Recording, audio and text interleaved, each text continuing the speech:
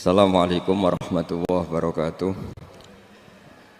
Bismillahirrahmanirrahim. Nahmaduka ya ghafuru ya syakuru. Mashalli wa sallim barik ala sayyidina maulana Muhammadin wa ala alihi wa sahbihi asma'in nama ba'du. Pernah ada orang hartanya itu habis karena ngobati ibunya. Terus datang ke saya, dia sumpek karena hartanya habis ngobati ibunya. Terus dia bilang, Gus, saya ini sekarang sudah miskin karena ibu saya sakit dan harta saya habis untuk ngobati ibu saya. Terus tak guyoni sama saya. Kon kepen pinter apa kepen goblok? Kepen pinter Gus. Ingin pinter apa ingin goblok? Katanya ingin pinter. Kalau ingin pinter bahasanya jangan gitu. Harta kamu itu masih di akhirat karena habis untuk ngobati ibu. Bayangkan kalau habis untuk maksiat itu habis betul. Terus dia mulai syukur. Alhamdulillah Gus, harta saya habis secara heroik karena untuk mengobati apa ibu. Sudah pinter dia. Akhirnya miskin sampai sekarang ya tetap pede saja karena masih punya tabungan di akhirat. Dan itu saya terinspirasi oleh ilmu juga. Jadi dulu Sayyidah Aisyah itu pernah nyimpan sepotong daging kambing, disimpan untuk dimakan beliau, karena beliau mau iftar ya, mau buka atau apa. Singkat cerita, karena bawaan keluarga Nabi itu sakhok, ada orang minta dikasihkan. Suatu saat akhirnya kan habis, terus Nabi tanya, yang daging tadi di mana? Habis. Terus Nabi cara menjelaskan itu indah sekali. Harta kamu itu baju yang kamu pakai nanti ya rusak, yang kamu makan nanti ya ke WC. Wa tasaddaqta fa abqaita. Memang di semua riwayat itu pakai dhamir mukhatab mudzakkar, meskipun asal usul riwayat itu untuk Sayyidah Aisyah karena untuk umum. Yang kamu sedekahkan tuh yang masih, kamu jangan bilang kamu sedekahkan tuh yang habis, yang kamu sedekahkan tuh yang masih. Misalnya saya punya uang 1 miliar misalnya, terus pernah tak sedekahkan ke fakir miskin atau ke kiai atau ke pondok 100 juta, itu yang mesti masih, karena kadung di luar kekuasaan kita, kadung lillahi ta'ala. Justru yang masih itu yang potensi nanti untuk hal-hal yang kurang positif. Semenjak itu orang sedekah itu begitu entengnya karena itu yang masih. Ya tapi tentu sarannya yang tepat ya. Saya sekarang sering kampanye sedekah tepat, karena misalnya sering saya itu didatangi orang kaya, sudah dapat gratisan gerutu itu geremeng. Nah ini kita sudah pakai buminya Allah itu gratis, pakai airnya ya gratis, pakai oksigen ya gratis, kok masih gerutu, itu sudah jadi hamba yang nggak bener itu. Dibayangkan kalau kita pakai oksigen bayar, pakai buminya bayar, pakai airnya bayar semua, kayaknya kita tidak mampu membayar, dan kita sama Allah hanya disuruh ikrar, disuruh sujud. Pentingnya ilmu satu, bahwa itu akan menjadikan satu perilaku. Misalnya begini ya, dulu itu kiai-kiai Jawa zaman dulu itu berpatokan, karena dulu pemerintahan Hindia Belanda, seorang lagi masih pemerintahan Hindia Belanda, itu dalil yang sering diutarakan itu sebaik-baiknya umara itu yang datang ke ulama, terus sejelek-jeleknya ulama itu yang datang ke umara. Tapi semenjak pemerintahan Indonesia dan kemudian ditandai beberapa tokoh kayak Gus Wahid putra Kiai Hasyim jadi Menteri Agama, ada Gus Wahib putra Kiai Wahab juga jadi Menteri Agama, ada Kiai Fathur Rahman keluarga Mbah Maimun, keluarga Sarang juga pernah jadi Menteri Agama. Kemudian bersamaan dengan itu dibangunlah satu pegangan ilmu. Pegangan ilmu ini penting karena ini yang mengilhami semua orang Islam, terutama ya utamanya ulamanya. Ada seorang ustadz, seorang guru ngaji yang karena melihat rata-rata penguasa itu zalim ya, datang ke Harun Ar-Rasyid. Ini perlu disemak, datang ke Khalifatullah atau Amirul Mukminin Harun Ar-Rasyid. Karena beliau seorang raja, tentu terduga lah, atau ya umumnya atau gimana lah istilahnya, itu ya rata-rata ya agak seenaknya, namanya raja, namanya penguasa. Ini dalam pikiran ustadz itu, tidak mesti dalam fakta.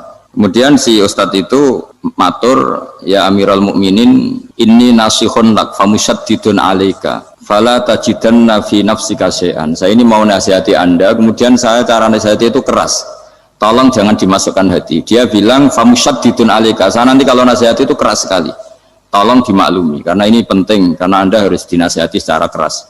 Tapi sebelum nasihat itu diutarakan, kata Harun Ar-Rasyid, karena beliau Bani Abbas dan beliau orang alim termasuk muridnya Imam Malik, kata Harun Ar-Rasyid, uskut, kamu diam Ustaz.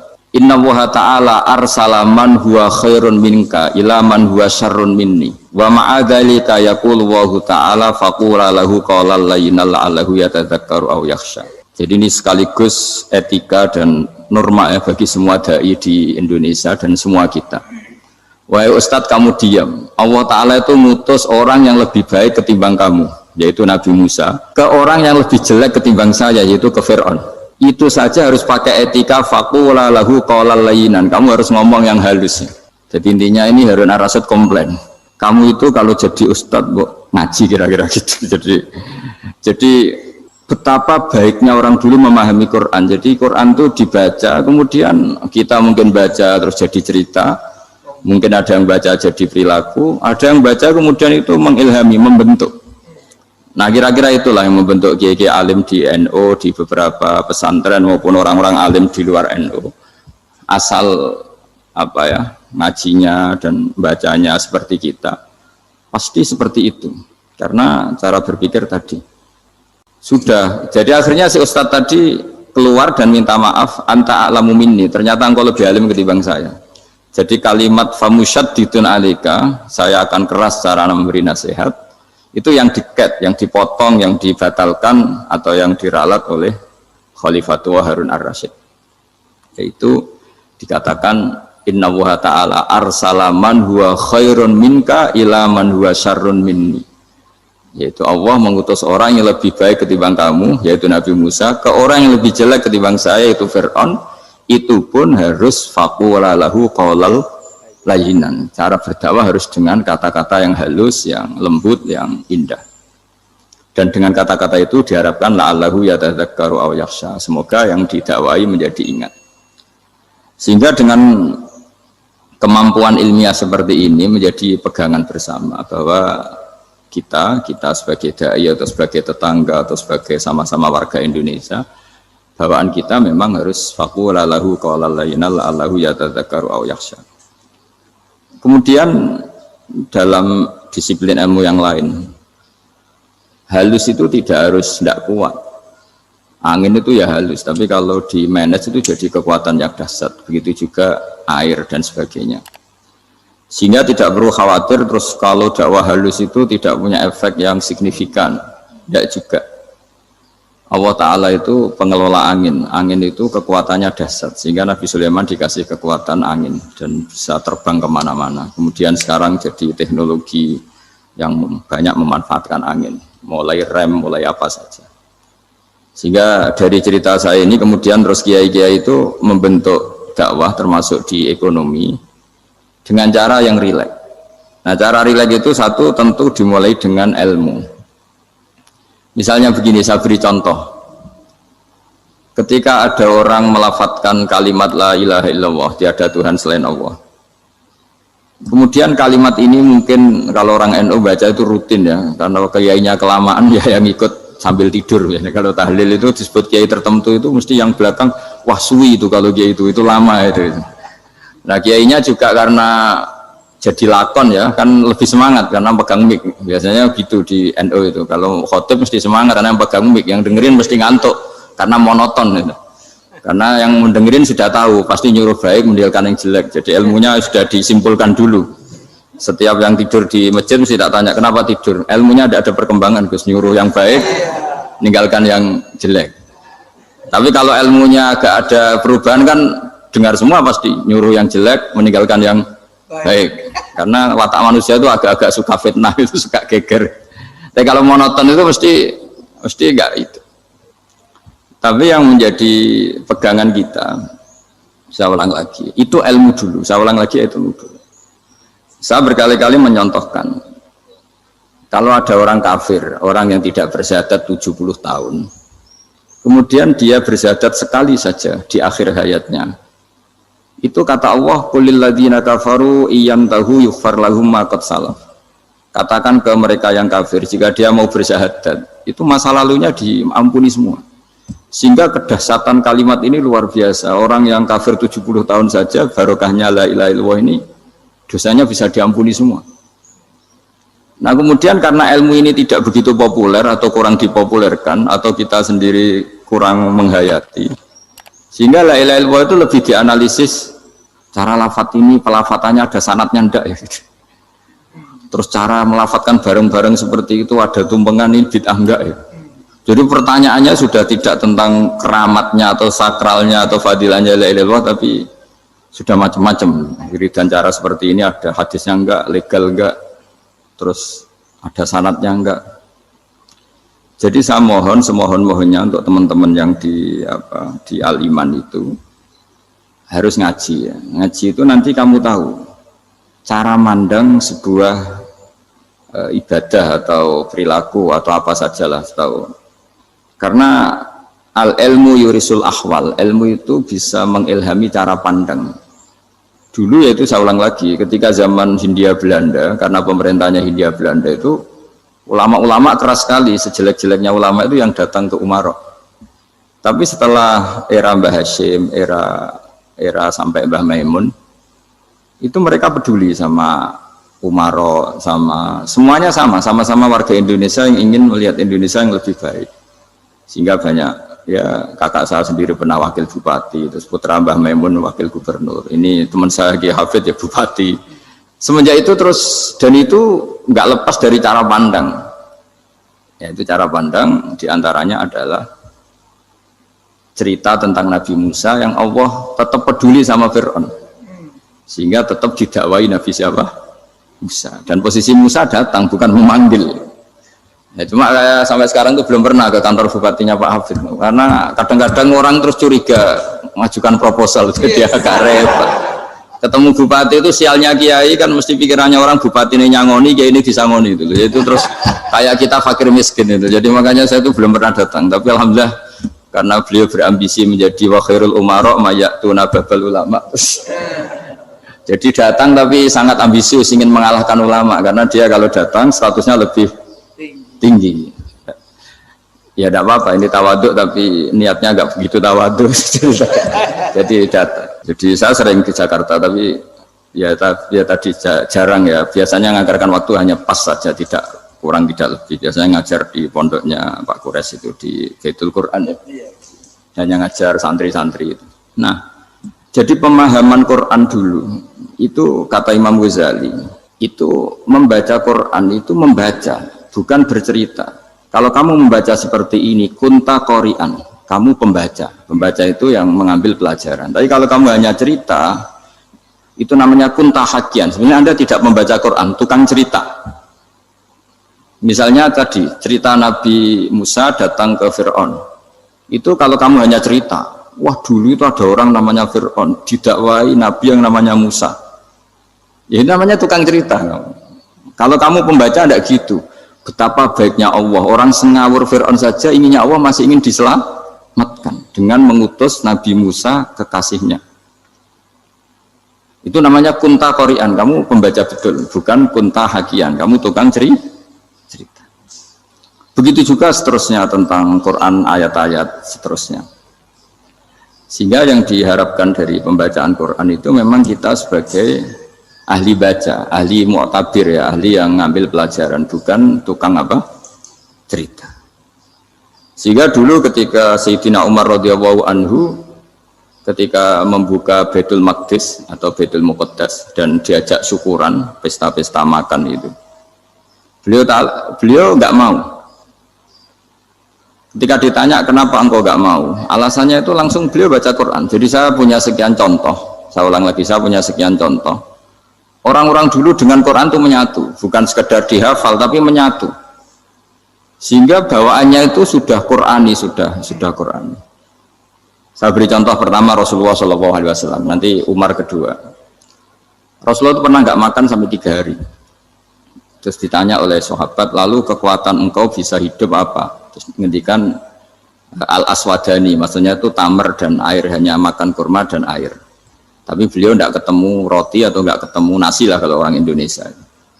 Ketika hari ketiga dikasih makan oleh sahabat, dikasih dipotongkan kambing, kemudian baru makan 3 lukmah, kira-kira ya 3 asupan nasi, berhenti.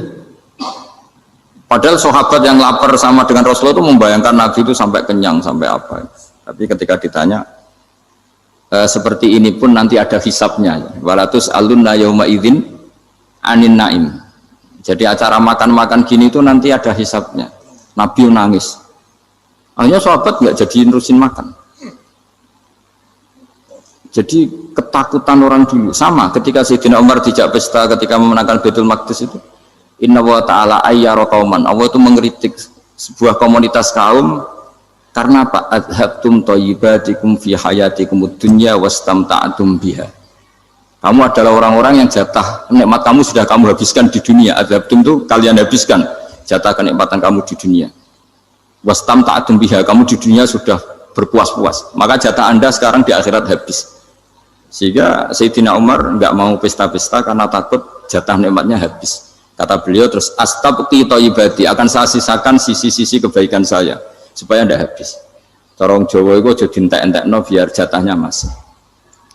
Sehingga di dunia kiai itu ya meskipun saya akrab bupati, akrab mungkin wakil gubernur, saya itu ya jarang ketemu. Karena kalau orang Jawa bawaannya ketemu ya makan-makan, guyon-guyon. Nak keterusan ras mlebu swarga. Makanya saya pastikan Pak Yusuf Mansur ke sini tidak akan saya jamin, biar aja, biar jatahnya masih. Jadi ini bukan karena saya biar jatahnya masih. Ya, jadi itu ilmunya kiai.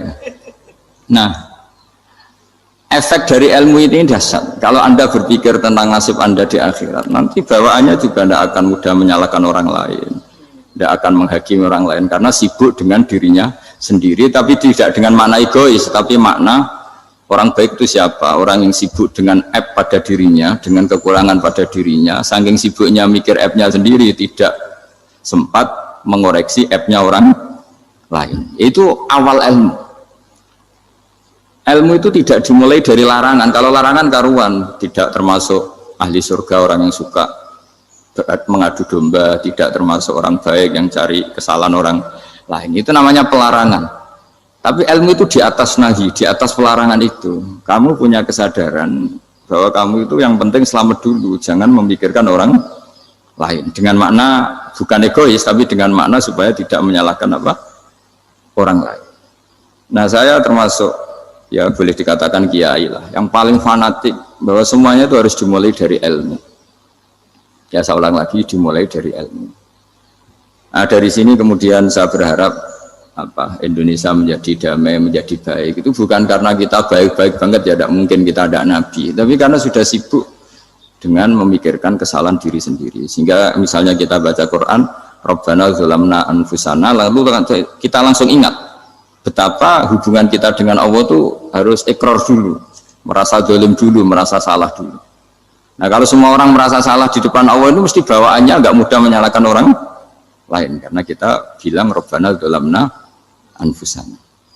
Nah, itulah ilmu-ilmu yang mungkin banyak pembaca Quran tapi hanya baca, atau kalau baca ini tok disebut al-haqi, ahli cerita. Yang dibutuhkan tuh al-qari, pembaca kemudian mu'tabir, kemudian mau beriktibar. Seperti yang dilakukan tadi Harun Ar-Rasyid tadi. Inna wa ta'ala arsala man huwa khairun minka ila man huwa syarrun minni. Wa ma'adzalika yaqulu wa ta'ala faqula lahu qaulal layyin. Ini kamu tidak usah memaksakan musyaddid keras sama saya, karena Allah Ta'ala telah mengutus orang lebih baik ketimbang kamu, yaitu Nabi Musa, ke orang yang lebih jelek ketimbang saya, yaitu Fir'aun.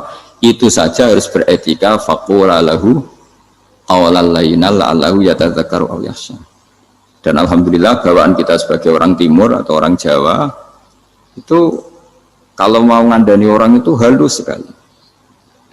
Di antara bentuk kehalusan kata-kata diceritakan di ayat lain ketika Nabi Musa ketemu Fir'aun. Dawuhnya begini, fakul apa itu yang di juz 30 yang juz 30 ini yang bagian dari, kan tadi hanya fakul lahu qaulal layyinan. Lahu qaulal layyinan itu bentuknya apa? Ya, bentuknya apa? Itu Nabi Musa disuruh ngendikan sama Fir'aun. Apakah kamu mau saya nasihati? Fakul halaka ila antazakka. Halaka itu pilihan, hal itu istifham, laka itu otoritatif. Jadi betapa santonya kalimat itu, fakul halaka ila antazakka. Jadi kalau dimaknani model Pak Hafid, model saya ngaji di sarang itu, halaka onoto iku kedue siro, berhak bagi kamu, berhak bagi Anda, apakah Anda berhak loh mendapat nasihat supaya Anda jadi orang yang lebih baik. Halaka ila antazakka. Jadi tidak kalimat perintah, tapi kalimat pilihan. apa engkau mau saya beri nasihat? Wahdiyaka ila rabbika fatakhsha. Dan saya beritahu kamu tentang Tuhan dan kemudian kamu menjadi orang yang baik, fatakhsha, orang yang punya khasyah, punya. Jadi kayak apa kalimatnya itu? Napa jenengan kerso? Itu kalau orang Jogja, orang-orang daerah-daerah yang berada nyugui tamu itu kan ayo makan-makan, itu kan kayak tamunya itu kelaparan. Masa Pak Yusuf Mansur kelaparan? Tidak mungkin kan. Masa Ustadz terkenal kelaparan kan tidak mungkin itu. Monggo napa jenengan ngersakno. Karena bisa saja tamunya itu tidak kerso, mungkin karena darah tinggi, mungkin karena takut dianggap fakir miskin, macam-macam kan orang enggak. Itu kalimatnya itu halaka ila anta zakka. Kayak apa indahnya dakwah. Halaka ila anta zakka. Itu ada kata laka itu ya terserah jenengan mau enggak. Wa ahdiyaka ila rabbika fatakhsha. Nah, itu yang disebut membaca. Kunta qori'an la hakian. Anda benar-benar membaca Quran, bukan sekadar penceri. Nah, kemudian ini yang terakhir saya juga baru sebenarnya saya itu nggak pernah bilang sanggup itu, tapi Pak Ustadz Zakaria itu GR terus sampai tadi pagi itu saya belum tahu kalau ada acara ini. Ya karena saya kiai, jadi kalau kiai itu kan ingatnya sama Allah aja, kalau sama manusia tuh rontok-rontok lali gitu. Itu bukan memaksa, ya memang lupa. Sejauh mana sih pentingnya manusia kan tidak penting cara ilmu tasawuf itu. Tapi karena ini titipan Rasulullah SAW terus menjadi penting kan. Dititipi umat kayak jenengan itu yang ya sudah ngaji ngatur kiai ribet itu. Kiai ini biasa ngaji kan, kiainya yang ngatur, santri ini enggak. Pak Yai ngaji tanggal ini jam ini. Itu kan mengabaikan semua aktivitas kiai. Padahal jam ini mungkin saya punya jam, mungkin jalan-jalan atau ngaji atau mutolaah atau munajat. Gara-gara Pak Zakaria ini kan terus Mas Tamam ini yang provokasi. Harus ngaji di jam ini, tema ini. Saya itu kalau ngaji ditentukan tema itu, ini memang saya agak keras di bab ini. Itu kayak ibarat gini loh. Saya ini dokter, kemudian ada orang yang sakitnya itu jantung, terus bilang ke saya, Pak dokter sembuhkan kukul saya. Wong penyakit ekstrimnya itu jantung, kok bila disembuhkan apa? Kukul. Kan nggak penting, sembuh tidak sembuh, kukul itu kan nggak penting. Jerawat itu. Kiai itu tahu kesalahan paling fatal manusia itu akidah. Kadang-kadang mintanya ilmu yang tidak akidah, yang nggak penting. Jadi kadang-kadang kiai itu ya digurui betul kalau di Indonesia. Misalnya ini tidak nyindir loh, memang marah betul ya, kalau di bab-bab seperti ini. Tapi ini biar jadi ilmu masif, ilmu yang general. Saya ulang lagi ya, Anda jadi dokter, tahu pasien Anda ini penyakit jantung kronis atau sudah fatal lah sudah. Terus orang itu bilang, Pak Yai, itu Pak dokter, tolong obati kulit saya supaya tidak jerawatan. Kamu bilang ini orang aneh enggak? Aneh kan? Nah, kiai juga gitu. Saya sering itu ada orang mau haji gitu, Gus doain saya jadi haji mabrur. Pernah belajar haji Pak? Dereng Mas. Mungkin enggak orang belum belajar nyupir terus kemudian minta didoain, Gus saya mau nyupir doain selamat. Nyupir aja enggak bisa kok minta doa selamat. Harusnya urutannya kan belajar dulu baru minta doa. Tapi kali ini aliman bener ngajaknya akidah dulu, ahli sunnah kan. Nah, itu bener karena akidah itu hal yang prinsip memang harus. Kalau kebetulan enggak bener taruh visi betul. Untungnya kalau temanya bener. Jadi saya mohon ke seluruh orang-orang yang mau ngaji ke kiai itu tema itu biar yang milih kiai supaya tahu prioritas yang harus benahin. Jangan tema yang kita yang milih, jangan-jangan tema yang kita pilih itu tidak mendesak atau tidak penting. Ini bukan apa-apa, ini saking ingin baik saya ya, keinginan baik saya supaya dulu zaman sahabat ya gitu. Kalau ada pertanyaan salah sama Nabi dibenerin, cuma Nabi terlalu bijak, cara benerin tuh enak. Kalau saya karena tidak Nabi saja ya agak-agak kasar kan, kalau tidak Nabi tidak wajib bener terus, yang wajib bener terus itu Nabi. Saya beri contoh, ya. Nabi itu ngendikan tentang kiamat, kiamat itu dahsyat, mengerikan gini-gini. Kalau pikirannya orang kampung itu begini, Nabi ini aneh, cerita kiamat dahsyat tapi nggak ada tanggalnya, ada tahunnya, harusnya ada dong biar kita bisa persiapan. Sehingga Nabi disomasi di tengah-tengah khutbah itu, ya Rasulullah mata sa'ah. Nah, karena ini orang Bedui, Nabi nggak dengerin, masih ulang lagi. Mata sa'ah ya Rasulullah. Ketika Nabi mengabaikan itu ada dua kelompok sahabat, yang satu bilang lam yasma, Nabi tidak dengar sehingga mengabaikan. Yang kedua bilang sami'a wa kariha, Nabi sebenarnya mendengar tapi tidak berkenan.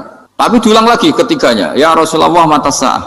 Akhirnya Nabi jawab, mau tidak mau, karena kalau enggak ya namanya orang Bedui ngomong terus. Nabi balik tanya, ya karena cara berpikir dia kalau kiamat itu jelas kapannya kan bisa persiapan gitu. Paling enggak pas mau kiamat terus pas ngaji Quran apa kan bisa persiapan. Akhirnya Nabi balik tanya, ma'atatalaha, Kalau kamu berani tanya kiamat, lalu persiapan kamu apa? Ya, terus orang itu bilang masyhur itu, ma'adatullah kabira sholatin wala siyamin wala kadza wa kadza walakinni uhibbuka. Saya sebenarnya tidak punya persiapan ya Rasulullah, cuma persiapan banyak puasa ya enggak, banyak sholat enggak, tapi saya mencintai engkau. Masyhur itu jadi hadis paling legenda, almar'u ma'aman ahabba, sebagian disebut anta ma'aman ahbabta. Ini kata semua sahabat yang di masjid. Si Bedui ini orang paling dibenci sahabat karena mengganggu Nabi saat khutbah, tapi akhirnya ini menjadi orang paling dicintai sahabat karena barokahnya itu hadis itu keluar secara terbuka, almar'u ma'aman ahabba. Sebagian riwayat yuhsyarul mar'u ma'aman ahabba, nanti orang akan sowan sama Allah bersama orang yang mereka cintai. Itu sahabat-sahabat fama farihu ba'dal Islam farahahum biadal hadis. Mereka tidak pernah senang setelah masuk Islam sesenang hadis ini. Karena kita tidak perlu soleh-soleh banget, cukup nyintai orang apa? Soleh gitu. Makanya saya sekali bilang itu ya, kadang-kadang saya jadi orang alim itu ya rugi. Ruginya tadi. Misalnya untuk menjadi orang alim kan harus hafal Quran, ngaji Bukhari, Muslim, Ikhya. Ternyata pengumuman kedua orang nggak bisa apa-apa. Gelombang kedua para pecinta, waduh, itu kan repot ya. Jadi kita yang jadi orang alim susahnya bukan main, ternyata disaingi pengumuman kedua dan para pecintanya. Wah itu kan akhirnya ketemu orang-orang nggak jelas tadi. Nah itu ya termasuk farah dalam Islam, farhatul aibin. Jadi seneng itu di Islam itu ibadah. Ya kul bi fadlillah wa bi rahmati fa bidzalika falyafrahu. Seneng itu diperintahkan Allah. Saya tuh sering di kamar, kadang itu nyun sewu kayak gatelan gitu, apa itu.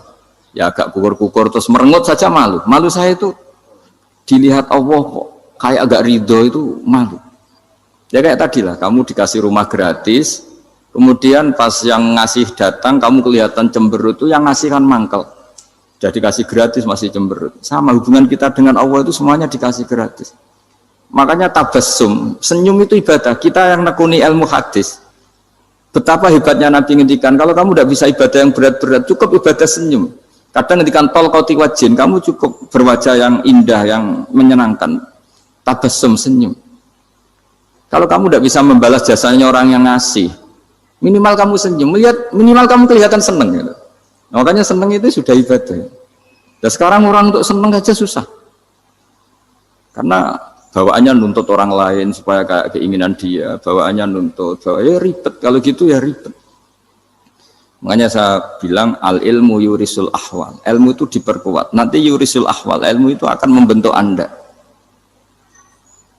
Dulu beberapa raja itu ya mau luhur karena jadi raja, punya apa saja, tapi punya penasihat ulama, itu nasihat itu sederhana. Ada seorang raja tanya ke kiai, gimana dengan semua kerajaan saya? Wah, padahal dia punya apa saja. Jenengan miskin sekali, itu kerajaan seluas ini. Kok bisa aja? Terus ditanya sama si ulama tadi. Andaikan Anda di padang pasir, kemudian kalau tidak minum segelas air itu mati. Apakah Anda akan membeli segelas air ini dengan semua kerajaan Anda? Oh iya, pasti apapun saya lakukan untuk mendapat satu gelas air. Terus la tafrah bimulkin la yusawi syarbatamain. Kamu jangan bangga dengan kerajaan yang nilainya itu enggak sebanding dengan segelas apa? Air. Akhirnya raja itu mikir, saya tidak jadi raja bisa hidup. Tapi kalau enggak minum air mati. Berarti penting satu gelas air. Akhirnya lama-kelamaan ini anggap kerajaan itu biasa, ternyata enggak sepenting segelas air. Ya seperti kita lah, misalnya orang enggak punya Alphard itu enggak malu. Tapi kalau nggak punya celana itu malu. Kamu mau punya Alphard tapi nggak punya celana? Kan nggak mau. Yaitu ilmu. Ilmu itu yurisul akhwal. Ilmu akan melahirkan satu perilaku. Jadi kalau ilmu Anda mantap, pasti syukurnya juga mantap. Gitu. Ya makanya saya termasuk kiai yang selalu mendorong pentingnya ilmu. Bahkan kata Sufyan Ats-Tsauri ngendikan saking pentingnya ilmu ada kata fa'lam annahu la ilaha illallah. Dimulai kata fa'lam. Dan saking pentingnya ilmu itu setiap nabi itu status permanennya itu hanya satu, mengajar. Rabbana wab'ats fihim rasulam minhum yatlu 'alaihim ayatik, membacakan ayat-ayat Allah, sampai wa yu'allimuhumul kitab, mengajarkan kitab wal hikmah. Bahkan Allah sendiri wasofa dzatahul 'aliyah bi annahu al-muallim. Yaitu Allah ngendikan Ar-Rahmanu 'allamal Qur'an. Jadi betapa hebatnya pengajar. Allah sendiri mensifati dirinya itu Ar-Rahmanu 'allamal Qur'an. Allah itu Maha Rahman yang mengajarkan Quran. Di surat Iqra juga disebutkan Iqra wa rabbukal akram alladzi 'allama bil qalam. Jadi Allah mensifati dirinya sebagai pengajar. Kayak apa pentingnya mengajar? Karena al-ilmu yurisul ahwal. Ilmu ini melahirkan satu sikap. Pernah ada orang hartanya itu habis karena ngobati ibunya. Terus datang ke saya, dia sumpek karena hartanya habis ngobati ibunya. Terus dia bilang, Gus, saya ini sekarang sudah miskin karena ibu saya sakit dan harta saya habis untuk ngobati ibu saya. Terus tak guyoni sama saya. Kon kepen pinter apa kepen goblok? Kepen pinter Gus. Ingin pinter apa ingin goblok? Katanya ingin pinter. Kalau ingin pinter bahasanya jangan gitu. Harta kamu itu masih di akhirat karena habis untuk ngobati ibu. Bayangkan kalau habis untuk maksiat itu habis betul. Terus dia mulai syukur. Alhamdulillah Gus, harta saya habis secara heroik karena untuk mengobati apa ibu. Sudah pinter dia, akhirnya miskin sampai sekarang ya tetap pede saja karena masih punya tabungan di akhirat. Dan itu saya terinspirasi oleh ilmu juga. Jadi dulu Sayyidah Aisyah itu pernah nyimpan sepotong daging kambing, disimpan untuk dimakan beliau. Karena beliau mau iftar ya, mau buka atau apa. Singkat cerita, karena bawaan keluarga Nabi itu sakhok, ada orang minta dikasihkan. Suatu saat akhirnya kan habis, terus Nabi tanya, yang daging tadi di mana? Habis. Terus Nabi cara menjelaskan itu indah sekali.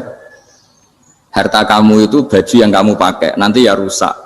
Yang kamu makan, nanti ya ke WC. Wa tasaddaqta fa abqaita. Memang di semua riwayat itu pakai dhamir mukhatab mudzakkar. Meskipun asal-usul riwayat itu untuk Sayyidah Aisyah, karena untuk umum.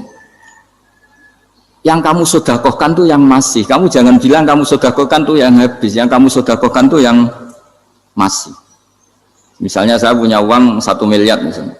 Terus pernah tak sedekahkan ke fakir miskin atau ke kiai atau ke pondok 100 juta. Itu yang mesti masih. Karena kadung di luar kekuasaan kita. Kadung lillahi ta'ala. Justru yang masih itu yang potensi nanti untuk hal-hal yang kurang positif. Semenjak itu orang sedekah itu begitu entengnya. Karena itu yang masih. Ya tapi tentu sarannya yang tepat ya. Saya sekarang sering kampanye sedekah tepat karena misalnya sering saya itu didatangi orang kaya. Gus, saya ini punya uang banyak, ingin punya masjid biar dipakai orang Jumatan. Terus saya bilang, kamu ingin jadi orang baik betul apa baik versi Anda? Baik betul Gus. Tak ajarin mau, gak tersinggung, mau Gus. Kalau Anda bikin masjid di kampung Anda, masjid terbaik di dunia sekalipun, yang bingung saya ahli fikih. Kok bisa? Kan terjadi 2 Jumatan, nanti sahnya yang mana? Kamu enak aja bikin masjid kan? Kamu bikin masalah baru bagi kiai fikih di daerah kamu. Belum nanti orang terus migrasi ke masjid Anda karena lebih baik, koriknya lebih baik. Kamu membunuh masjid yang lebih tua, itu nggak sopan sekali, masjid itu sudah lebih tua kamu. Akhirnya mikir, nggak usah Gus kalau gitu, sedekah apa saja, yang penting perintah dengan gimana. Ya sudah. Jadi sedekah itu juga harus dibina supaya kalau orang kan bisa saja kan uang 100 juta itu untuk fakir miskin manfaat, ternyata untuk masjid yang sifatnya aksesoris, untuk lampu yang kristal yang mahal-mahal bukan yang pokok. Itu pentingnya ngaji ya. Jadi lagi-lagi al-ilmu yurisul ahwal. Ilmu itu melahirkan satu sikap. Jadi ketika ada masjid baru, kalau orang nggak bisa ngaji fikih, wow ada masjid baru, masjid banyak. Tapi kalau yang ngaji fikih ngerti ini malah ada masalah baru karena ada ta'dudul Jum'atan, gimana hukumnya 2 Jumatan dalam kondisi yang tidak mendesak. Makanya sekarang saya baru kampanye itu. Dulu itu kalau ada masjid banyak itu kan faktornya beda ormas, beda pemahaman atau agak jauh. Masih hukum sosial atau bawaan kondisi. Misalnya di dekat UGM itu ada masjid kampung pertama. Bawaan masjid karena ada kantor besar atau bawaan ada pabrik besar atau ada sekolahan besar. Tapi sekarang itu ada pertanyaan baru, ada masjid baru karena ada orang kaya ingin bikin masjid, itu gimana itu hukum? Nah, tapi kalau orang tidak nekuni fikih itu ya langsung wah bagus untuk bangun masjid. Bagus piye gini sing kangelan memfikihkan tadi. Nah itu ilmu. Jadi kalau yang tidak nekuni fikih itu ya tidak tersiksa, tapi yang nekuni fikih itu pasti tersiksa karena seperti itu tadi. Ya jadi saya mohon di antara cara kita dakwah secara damai itu dimulai dari Robbana Zolamna Anfusana. Itu dipakai Nabi, di redaksinya digenti diganti dengan makna supaya kita per individu matur Allah apa ini zulam tu nafsi zulman kabiron katsiran. Nah bawaannya orang mengaku zalim, mengaku salah itu kan sudah tidak sempat mikir salahnya orang apa lain, dan dari sini kemudian dia jadi orang yang tawadhu, yang ubudiyah, yang macam-macam, sehingga Nabi ini bukan dianggap ya, pasti penjelas terbaik. Terus Allah meredaksikan wa ma tuqaddimu li anfusikum min khairin tajiduhu indallah, apa saja kebaikan yang kamu sudah berikan untuk Allah sampai akhirat itu ya pasti kamu temukan di akhirat. Terus yang terakhir saya beri contoh orang peminta-minta, sa'il. Itu Sayyid Ali Zainal Abidin kalau ada orang minta-minta terus dikasih, misalnya dikasih ya 100.000 atau 50.000 atau 10.000 sesuai kemampuan yang memberi, itu marhaban biman hamala zadi ilal akhirah, saya terima kasih ya gara-gara kamu minta uang saya jelas sudah sampai akhirat. Coba kalau di rumah bisa saja untuk hal yang tidak positif. Jadi bawaannya itu cara pandang itu rubah. Jadi sebenarnya kalau kita ngasih uang di masjid, ngasih kiai atau ngasih fakir miskin, ya uang itu yang masih, bukan yang habis. Itu watasodak kata fa'abqaita, yang kamu berikan itu hakikatnya yang masih. Karena sudah ada kamu otak-atik lagi, makanya disebut wakaf. Sebenarnya wakaf itu dulu secara makna lughat, saya ulangi secara lughat, maknanya itu sudah berhenti. Wakafun maknanya berhenti. Nah sodako itu dari kata sodako maknanya benar. Orang yang sering sodako berarti imannya benar. Orang yang uang sudah diberikan berarti dia sudah terputus, wakaf berhenti dari hubungannya dengan dia. Sudah dikasihkan berarti selesai. Sehingga wakaf dan sodako itu sebenarnya maknanya saling melengkapi. Kemudian orang-orang fikih karena ada disiplin ilmu tertentu, wakaf itu untuk sodako yang permanen, yang abadi, kemudian sedekah untuk infak. Tapi itu kan hanya istilah-istilah dalam disiplin ilmu. Sebetulnya kalau pakai ilmu yang umum, sedekah ya bisa disebut wakaf, wakaf ya bisa disebut apa? Sedekah. Karena maknanya sedekah itu wakaf. Wakaf itu apa? Qat'u raqabatil malik an hadal mal atau an mali. Hubungan pemilik harta ini terputus dari harta itu. Jadi misalnya saya sudah wakaf tanah ini ke masjid, sudah diterima. Buat saya kepikiran gadekan atau menjual sudah tidak bisa, sudah berhenti di situ saja hubungan saya dengan kepemilikan harta itu. Makanya disebut apa? Wakaf. Dan kalau saya wakaf berarti menunjukkan kebenaran iman saya karena sudah menafkahkan sebagian harta untuk Allah Ta'ala. Disebut sodik, sodak. Makanya bahasa Arab itu gampang ya, kalau sodalqoh, sodaqoh. Orang kalau bayar mahar disebut sodak karena menunjukkan cintanya. Teman yang setia disebut sodik karena ya benar dalam berteman. Abu Bakar disebut as-siddiq karena sangat membenarkan kanjeng Nabi, dan seterusnya dan seterusnya. Jadi begini ya, kalau dalam fikih Islam, misalnya ini ada di beberapa literatur fikih, di semua fikih, baik mazhab Syafi'i, Hanafi, Hambali, di semua kitab fikih. Misalnya ada orang mau masuk Islam, terus konsultasi sama ustadz atau sama kiai, Pak saya mau masuk Islam, kamu nggak boleh ngambil sikap monggo ngeteh dulu, itu tidak boleh. Atau apalagi jajak ngobrol dulu, karena 5 menit kita mempersilahkan ngopi dulu itu artinya dianggap kita membiarkan dia dalam keadaan kafir 5 menit dan kita dianggap ikut tanggung jawab. Sehingga di bab, ada ulama yang ngebabkan itu sampai di bab murtad. Termasuk murtad adalah orang yang dimintai mensyahadatkan non muslim kemudian disuruh ngopi dulu atau ngeteh, karena dianggap pembiaran sekian menit masih berstatus kafir. Jadi ibaratnya gini ya, kalau kita mungkin baru bapak-bapak baru pakai celana pendek terus ada orang kecelakaan di jalan, saya tak pakai baju dulu nanti baru kamu saya selamatkan, itu kan naif. Kalau begitu saja naif, apalagi orang yang kafir kemudian pas mau minta disyahadatkan kita bilang monggo mandi-mandi dulu, ngeteh-ngeteh dulu, berarti ada pembiaran sekian menit dia masih berstatus kafir. Artinya begini, kalau dia saat itu kok dimatikan oleh Israel berarti mati dalam status kafir dan kita ikut tanggung jawab karena harusnya bisa Islam andai kan kita mensyahadatkan saat itu juga. Jadi itu bab-bab yang dianggap ekstrim dalam kutubil fikih, bab-bab fikih. Makanya dalam kitab fikih Saya berkali-kali ada non muslim mau bersyahadat ke saya, itu saya bilang ke santri-santri saya, saat itu juga harus kamu ajarin meskipun pakai bahasa Indonesia. Yang penting status kafirnya apa? Iya. Baru setelah itu ada hukum sosial ya, mungkin kita nawarin teh atau kopi atau apa. Makanya di sini dibabkan bab seseorang harus tergesa-gesa atau bercepat-cepat atau ngambil sikap bergegas untuk melakukan kebaikan. Terus ayat kedua yang dipakai Sayyidina bin Abi Salam itu begini. Ketika Allah mensifati orang munafik, status orang munafik itu apa? Wa idza qamu ila sholati qamu kusala. Mereka kalau dipanggil untuk sholat, ya berangkat tapi kusala secara malas-malasan. Sehingga untuk menunjukkan kita loyal sama Allah itu ya paling tidak ada sikap di atas rata-rata ya.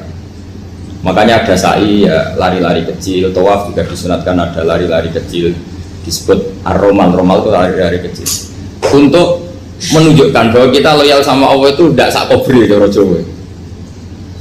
Nah itu dibabkan sendiri, jadi beda antara tergesa-gesa sama ekspresi serius. Jadi musyawarah itu ya kira-kira kan nggak mungkin lah kita dipanggil rektor atau kiai atau orang tua kita terus jalan leha-leha itu kan nggak mungkin. Nah contoh yang diambil di sini begini. Ketika ada debat terbuka antara Fir'aun dan Musa, saya ulang lagi, ada debat terbuka antara Musa dan Fir'aun, kan Nabi Musa datang ke Fir'aun. Lalu kata Fir'aun, ini asal-usul ayat ini, saya terangkan sejarahnya. Kata Fir'aun, lalu kalau kamu tidak nuhankan saya, Tuhan kamu siapa? Terus kata Musa, Rabbus samawati wal ardi, yang nuhani langit dan bumi. Fir'aun masih berkelit. Kalau Tuhan di bumi, setahu saya kemana-mana yang dituhankan saya, kata Fir'aun. Ma'alim tulakum min ilahin ruiri. Terus Nabi Musa masih ngendikan, ya sudah Tuhan yang nuhani langit. Terus Fir'aun manggil Haman. Haman itu arsitekturnya Fir'aun. Ya Haman ibnili sorhal ali abduhul asbab samawati fa'attaliya ila ilahi Musa. Haman bangunkan kami piramida yang tinggi. Saya ingin melihat Tuhannya Musa. Musa akhirnya mikir, karena kalaupun Fir'aun bisa naik ke langit tetap tidak bisa melihat Tuhan. Kita tahu Tuhan nggak bisa dilihat, kita yang mukmin aja tidak lihat, apalagi Fir'aun rivalnya kan? Akhirnya Musa ganti argumentasi, yaitu argumentasinya Musa, Rabbukum wa Rabbu abaikumul awwalin.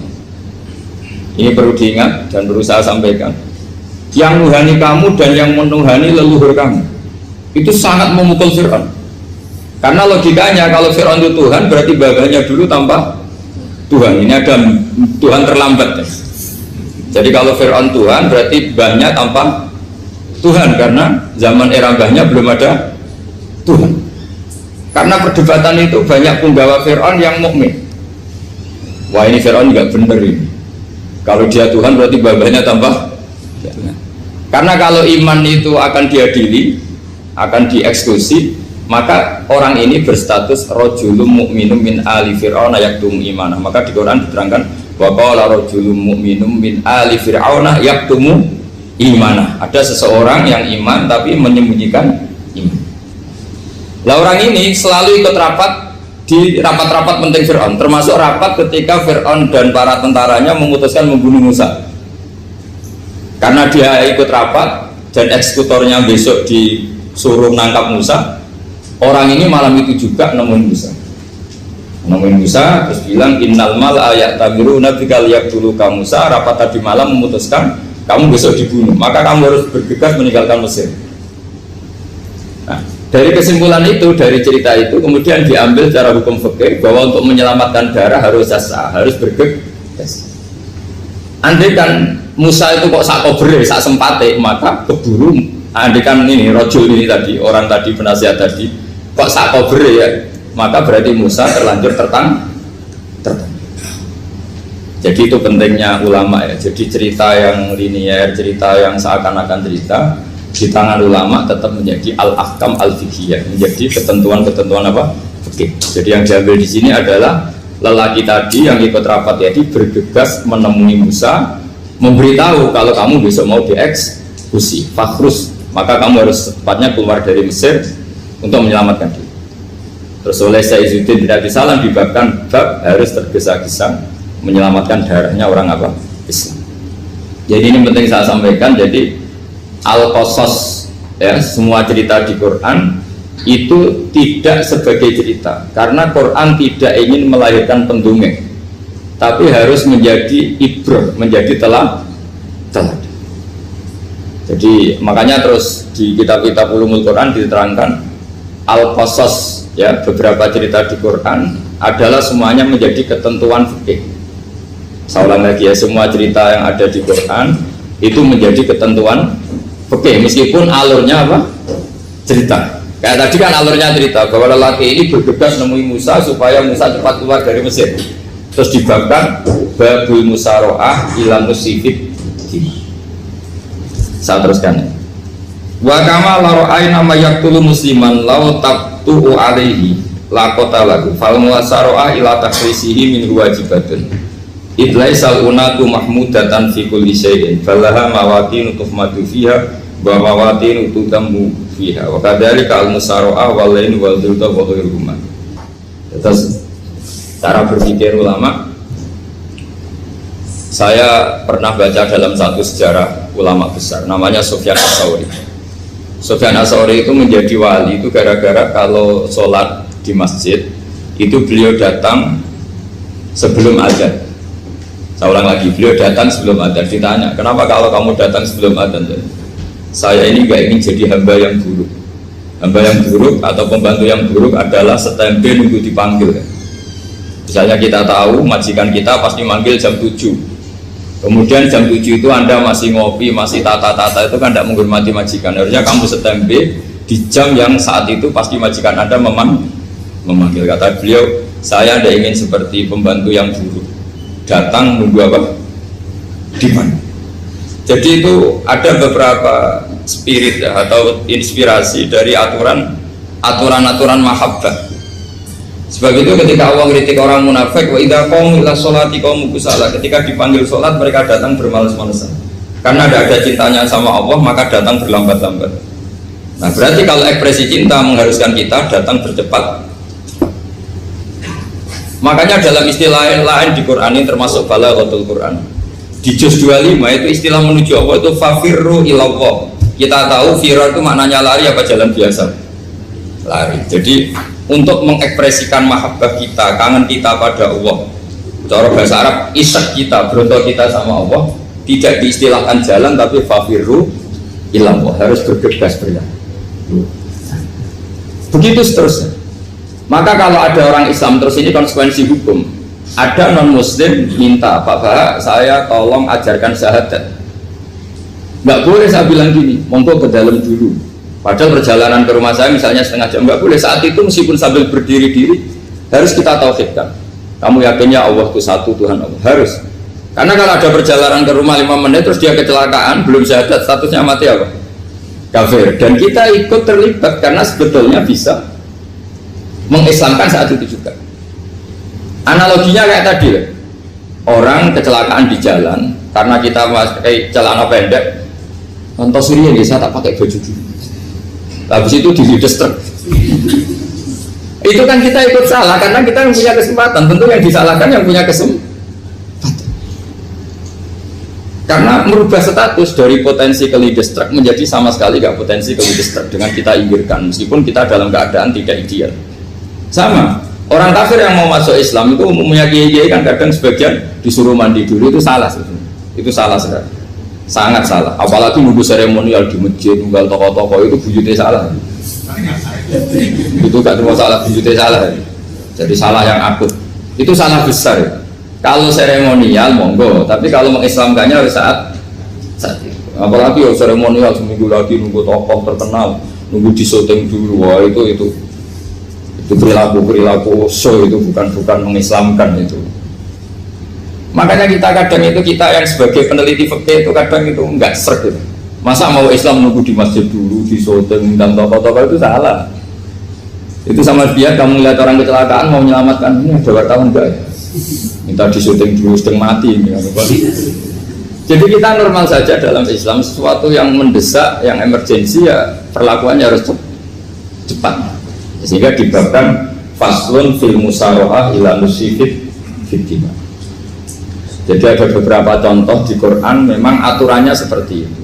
Makanya semua redaksi Quran tentang menuju Allah diredaksi fafirru ilallah. Makanya di tawaf ada ekspresi romal, jalan agak cepat. Di sa'i juga ada momen-momen kita harus romal, berjalan cepat. Di beberapa aturan juga seperti itu. Ya saya ulang lagi, di beberapa aturan Islam juga seperti itu. Nah sekarang efek di hukum haji. Saya banyak baca literatur haji. Haji dalam aturan Islam itu wujuban tarofian, wajib yang tidak langsung mendesak. Kemudian semenjak ada fakta kita harus nunggu, daftar tunggu, itu kita sebagai ahli fikih itu gampang. Misalnya gini, saya umur 20 punya uang, sekarang berapa daftar? 25 juta ya. Saya umur 20 punya uang 25 juta. Saya jomblo misalnya, ya butuh nikah, ya butuh macam-macam. Itu wajib daftar haji apa enggak? Karena kalaupun daftar nunggu 20 tahun. Nah sekarang kalau ada orang umur 50 tahun punya uang 25 juta, menurut Anda wajib daftar saat itu apa enggak? Wong daftar saja bisa game gitu. Jadi kalau misalnya umur 50 ditambah 25 kan 75. Itu kalau orang sumpah sudah tetap mati itu. Maka itu menjadi pertanyaan, apakah fikih ini kita rubah? Karena dulu kan orang itu longgar semua. Karena haji zaman Nabi pun tidak langsung dilakukan saat pertama diwajibkannya haji. Jadi Nabi punya sisi unik. Pertama ada tahun diwajibkannya haji, Nabi tidak langsung haji. Sebab itu ulama berkesimpulan kalau wajibnya haji tidak langsung. Maka fikih itu memang unik. Sholat juga gitu. Ada istilah begini dalam sholat. Watajibu sholat ala kulli muslimin wujuban muwassa'an. Di semua kitab fikih takbirnya seperti itu redaksinya. Wajib sholat dilakukan orang Islam wujuban muwassa'an, wajib yang ada longgarnya. Sehingga ketika zuhur jam 12 WIB kita dengar azan, boleh sholat setengah 1, jam 1, setengah 2, jam 2. Karena memang wujuban muwassa'an, memang ada batas akhir waktu misalnya sampai setengah 3. Nah problemnya begini, misalnya setengah 1 Anda pasti dipanggil majikan kamu yang diharuskan melakukan satu aktivitas, misalnya Anda pilot yang nggak mungkin sholat lagi di kokpit. Apakah status wujuban wasaan wajib yang longgar menjadi hilang karena setelah itu tidak ada kesempatan lagi sholat? Apa tetap kita sebagai ahli Islam yang agak balelo tapi alim, misalnya ya sudah tetap jadi pilot, nanti kan ada aturannya sendiri, ada rukhsahnya sendiri, ada kemurahan sendiri, kita sudah jadi pilot. Misalnya sholat tanpa harus menghadap kiblat, sholat yang tetap di perjalanan. Kira-kira Anda kalau jadi ahli fikih milih mana? Milih harus sholat di depan apa tetap memberi kelonggaran? Gak apa-apa sholat sambil apa? Nyuper ya, sambil pilotin apa pesawat. Anda milih mana? Karena kalau konstitusi ilmu itu memang harus ada, dengan tanda kutip ya, memang harus ada nakalnya. Kalau nggak nakal malah gak sah. Memang unik ilmu itu. Karena ilmu itu kalau dipaksakan lurus terus, itu nanti malah bengkok karena menghilangkan rukhsahnya Allah, kemurahan Allah. Tapi kalau dipaksakan rukhsah terus, murah terus, nanti dianggap menyepelekan hukumnya Allah. Maka kita yang ahli fikih itu pusing. Misalnya saya sering ditanya, Gus saya ini supir bis, kan musafir terus, berarti saya boleh nggak puasa terus panjang Ramadan? Coba kalau ada jadi ahli fikih mesti bingung. Mau boleh, ya boleh terus supaya orang nggak peduli sama Ramadan. Mau mengatakan wajib puasa, kayak nggak peduli dengan kemurahan Allah yang membolehkan musafir tidak puasa. Coba loh, Anda jangan jadi ekstremis yang misalnya bantah kok protes kok, ini kan. Jadi memang mengkaji ilmu itu ya, makanya dengan tanda kutip itu harus ada nakal, tapi nakal yang baik, bukan nakal. Nakal itu kalau bahasa Jawa itu kan tidak harus dosa, seperti anak kecil menek-menek itu, tuh bocah kok nakal, padahal anak kecil menek itu haram dah. Enggak kan? Malah orang tuanya yang bentak itu yang haram. Yang nakal betul ya ibunya yang bentak cerewet itu, karena ibunya orang yang sudah mukallaf, sudah tua, salah langkah yaitu bentak. Kalau anaknya naik meja itu ya sebenarnya bahasanya tidak nakal, lucu. Oh jebles pinter coba bisa munggah meja, harusnya diapresiasi. Tapi rata-rata itu semua akal mencampur gelas. Coba, malah boe malah mecano tabungan. Bapaknya marah tukang nguras tabungan. Sebetulnya senakal-nakalnya anak kecil itu nakal orang tuanya, itu pasti. Karena ini sudah kena kitab, sementara anak-anak belum kena. Saya pernah punya tamu, karena di tradisi Kiai itu sering punya tamu. Bapak ibunya itu kultus sama Kiai, bentak anaknya disuruh salim sama saya. Anak kecil kan nggak mau jalan-jalan terus, marah. Tak marah orang tuanya tak marahin, yang dosa itu kamu bentak anaknya. Kalau anak kecil itu kena diskon rufi al-qalamu an salasin. Di antara aturan Islam apa? Tidak ada keharusan bagi 3 orang. 1 anak kecil sampai balik, 2 orang tidur sampai bangun, 3 orang gila. Artinya anak kamu itu tidak kena khitab untuk sopan sama saya. Kamu yang kena khitab baru sopan sama anak-anak. Nah ini ada Jawa itu kadang keliru. Jadi orang tua itu marah-marah memaksakan anaknya sopan. Padahal Allah memberi diskon anak kecil itu belum wajib sopan. Gak apa-apa ada tamu naik-naik gitu. Asal masih anak kecil. Makanya Rasulullah ketika beliau sholat sujud itu Hasan Husain itu naik. Cara Jawa Nabi itu 3 tumpahan. Semua riwayat mengatakan Nabi itu diam saja, gak berani ngangkat. Sampai sahabat itu ada yang ngomong, ini Nabi sujud lama sekali ada apa? Jadi kita punya riwayat itu ya baru kayak sahabat yang agak nakal. Semuanya itu sujud, tapi bareng di atas rata-rata ada sahabat yang belakang ngomong, siapa tuh ini sujudnya kok lama? Barokahnya itu ditemukan riwayat, oh ono putune. Karena Hasan itu naik di atas punggungnya apa? Nabi itu andikan tidak ada yang ngomong, riwayat ini tidak ditemukan.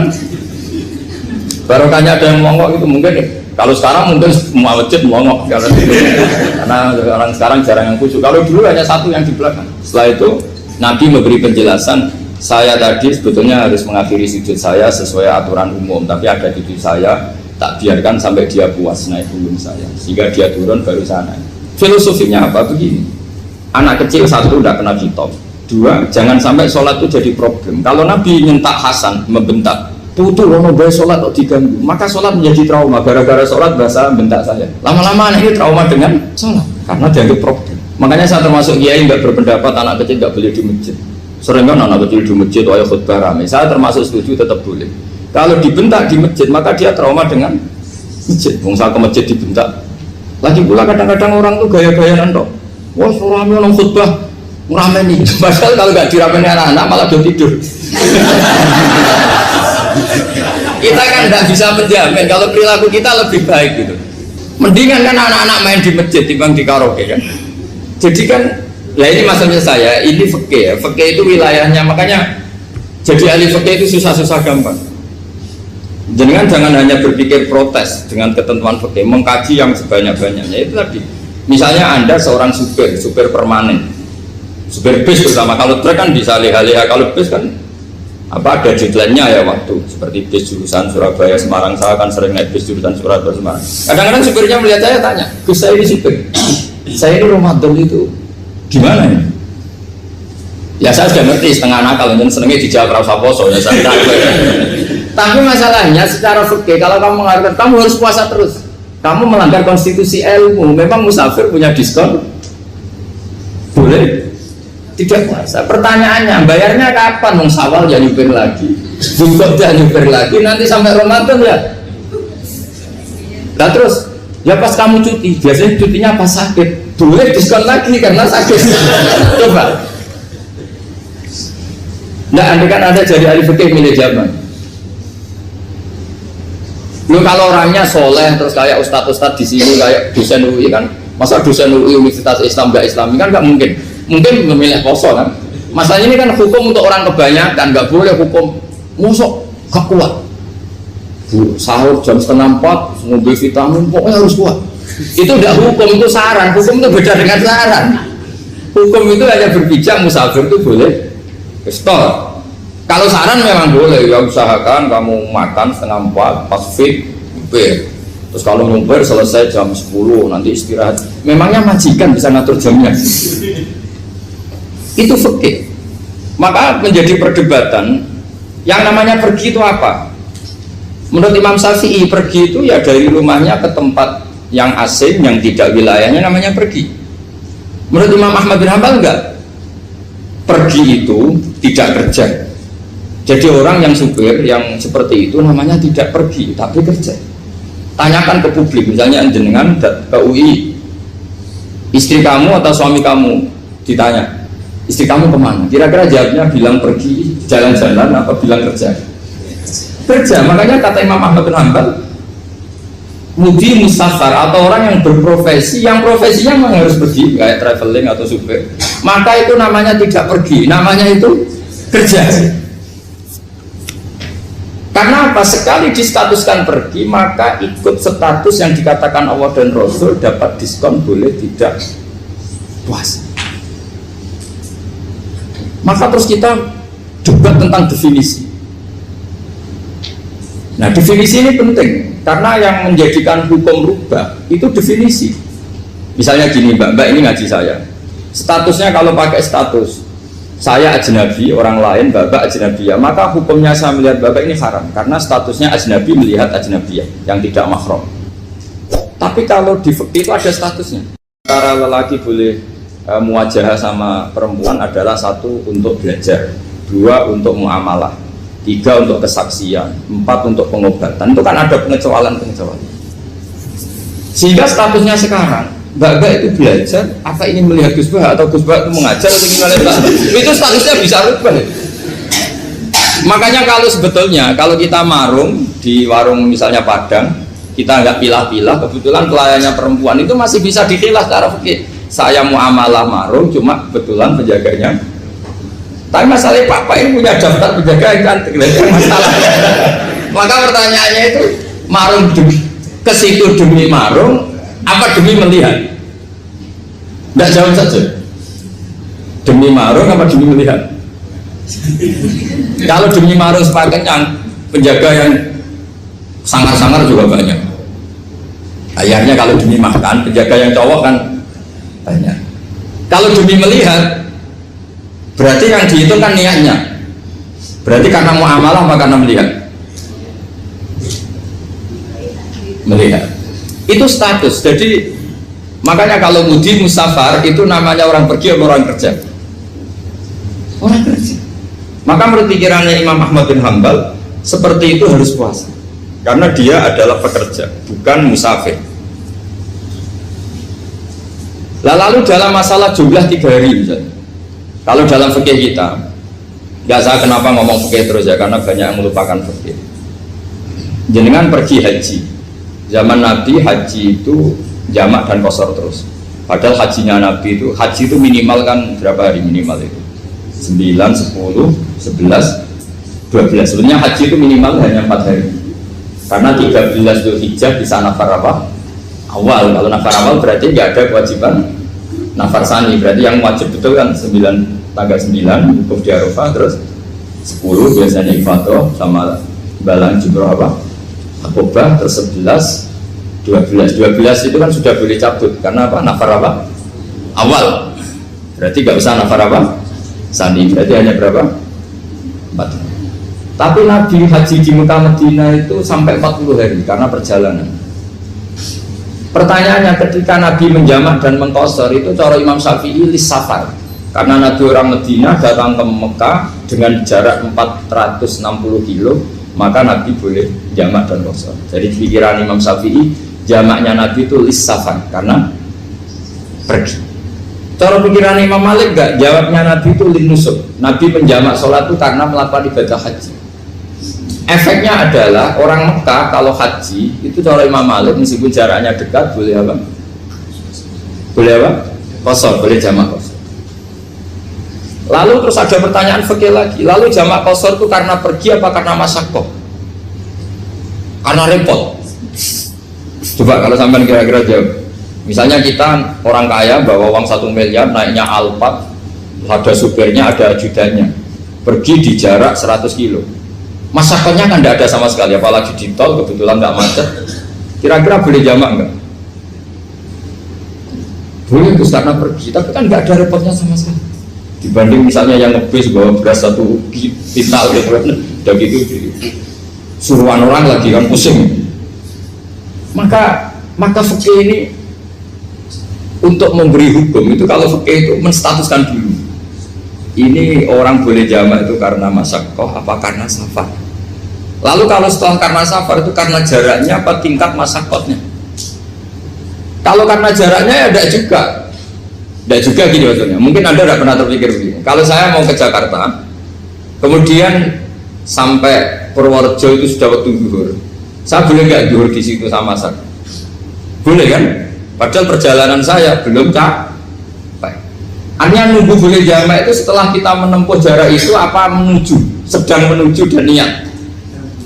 Sedang menuju dan niat. Misalnya saya mau ke Jakarta, saya orang Sleman mau ke Jakarta, itu sampai mana itu Magelang itu sudah boleh jamak kan? Boleh kan?